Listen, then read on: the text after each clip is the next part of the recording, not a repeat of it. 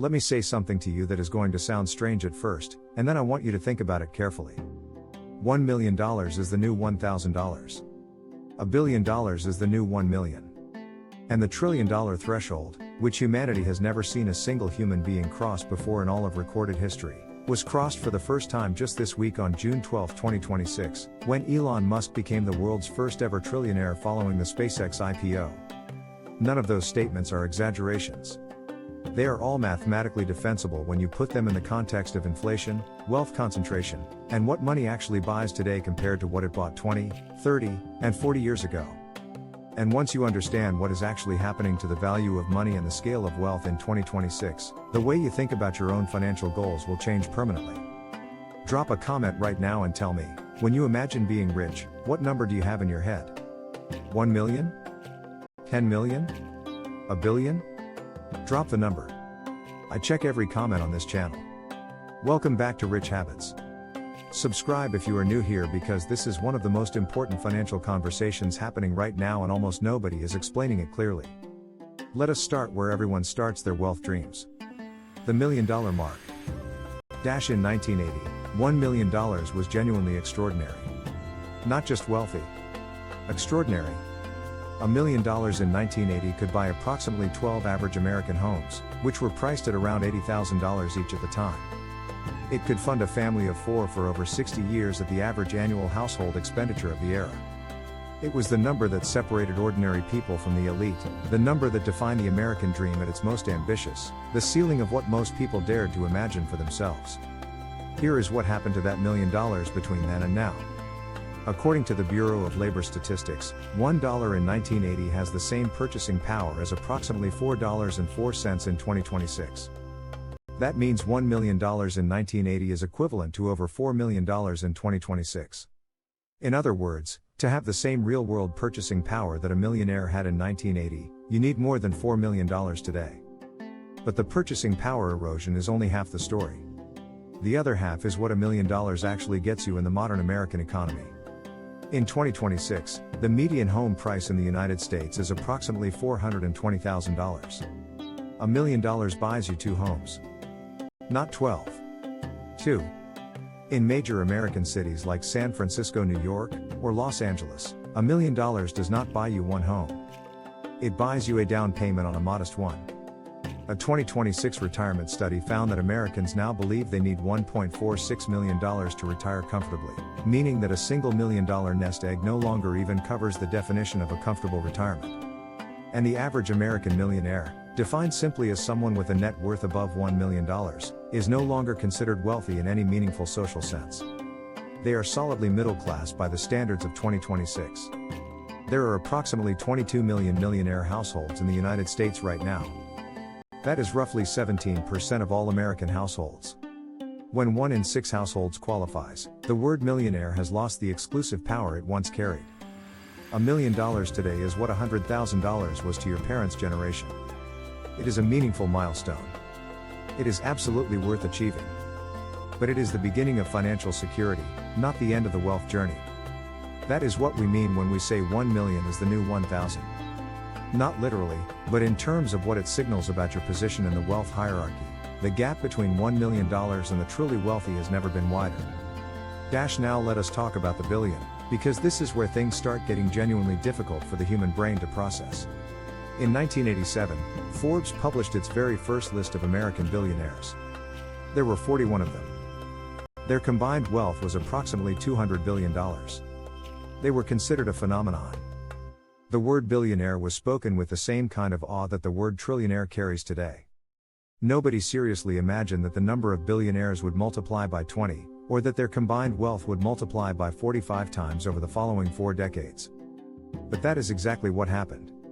As of June 16, 2026, America's 977 billionaires hold $9.24 trillion, up $2.2 trillion or 32% from just 1 year ago. The number of billionaires worldwide topped 3,000 for the first time in 2025, and their combined global wealth reached $16.1 trillion, an increase of 13.4% in a single year. Think about what those numbers mean in human terms. The combined wealth gains of American billionaires in 2024 alone, approximately $2 trillion, averaged $5.7 billion per day. Not per year. Per day. That is 3 times the velocity of 2023. The 6% growth in US GDP over the same period, which represents the growth experienced by ordinary Americans, is not even in the same conversation. In 2000, total global billionaire wealth was approximately $900 billion. By 2026, it is $16.1 trillion. That is a roughly 18 times increase in 26 years, growing at an average annual rate of approximately 12.3%, which is 5 to 6 times faster than global GDP growth and approximately 7 times faster than average worker wage growth over the same period. This is precisely why $1 billion no longer carries the social and economic gravity it once did. In 1987, a billionaire was one of 41 people in America in that category, holding wealth that placed them in genuinely rarefied company. In 2026, a billionaire is one of nearly 1,000 Americans in that category. The threshold has been so thoroughly populated that the financial world has already moved on to a new vocabulary. The terms being used now are chenny billionaire, meaning someone worth over $100 billion, and of course trillionaire, which until this week existed only as a theoretical category. Elon Musk's net worth is estimated at approximately $600 to $700 billion as of early 2026, and with the SpaceX IPO completing on June 12, 2026, he crossed the $1 trillion threshold, making him the first human being in history to hold that distinction. To put that in perspective, his net worth exceeds the entire GDP of countries like Saudi Arabia, Switzerland, and Argentina. Which brings us to the trillion, and I want to make sure you actually feel the scale of this number before we move on, because most people hear the word trillion and their brain does not process the difference between that and a billion. Here is a comparison that has been used by economists to illustrate the difference.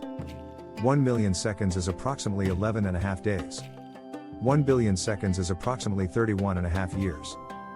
1 trillion seconds is approximately 31,000 years. That is the difference between a billion and a trillion. Not 10 times. Not 100 times. 1,000 times. $1 trillion is $1,000 billion.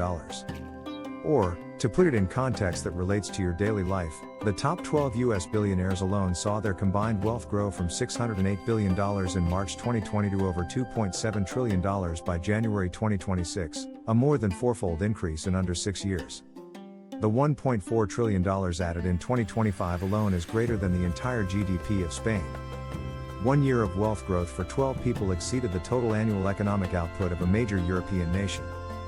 The US already led the world with approximately 989 billionaires on the Forbes 2026 list, holding $8.42 trillion in total billionaire wealth, up 24.69% year over year.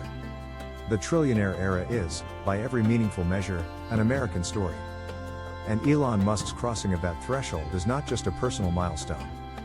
It is a signal that the scale of wealth concentration in the world has entered a phase that has no historical precedent. Now here is the question that actually matters for the person watching this video. What does all of this mean for you?